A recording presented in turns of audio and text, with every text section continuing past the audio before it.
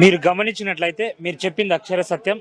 ఈ వేదిక ఒక్కసారి గమనించినట్లయితే రెండు తెలుగు రాష్ట్రాల్లో కని విని ఎరుగని రీతిలో ఒక సామాజిక న్యాయానికి స్ఫూర్తిగా మహనీయుల చిత్రాలు మీరు గమనించవచ్చు.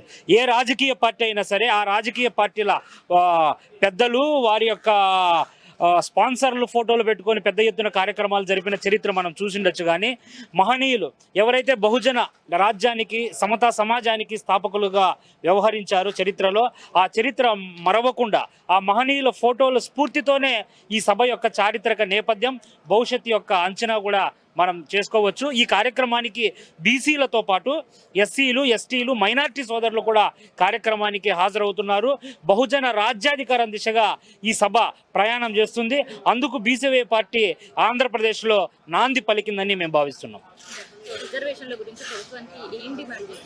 ఓకే, ఖచ్చితంగా మీరు గమనించినట్లయితే చరిత్రలో 1993 సంవత్సరంలో బీసీలు తిరుపతిలో ఒక పెద్ద మహాసభ ఏర్పాటు చేసి మురళీధరరావు కమిషన్ సిఫార్సులు ఎన్టీఆర్ ప్రభుత్వం చేయకపోతే మీ గద్దె దించుతామని పెద్ద ఎత్తున ఒక సభను ఏర్పాటు చేస్తే ఆ సభకు భయపడి ఆ ఎన్టీ రామారావు దిగివచ్చి మురళీధరరావు కమిషన్ సిఫార్సులు అమలు చేస్తూ ఆ రోజున 42% రిజర్వేషన్ని అమలు చేస్తే కుయుక్తులతో మళ్ళీ సుప్రీంకోర్టుకి వెళ్ళి ఆ రిజర్వేషన్ రద్దు చేశారు.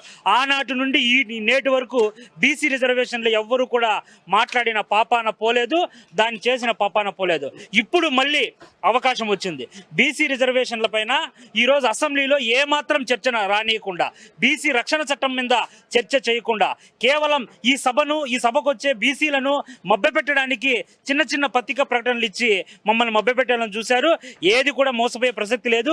బీసీ రిజర్వేషన్లు అమలయ్యే దిశగానే ఈ పోరాటం ముందుకు సాగుతుందని మేము భావిస్తున్నాం.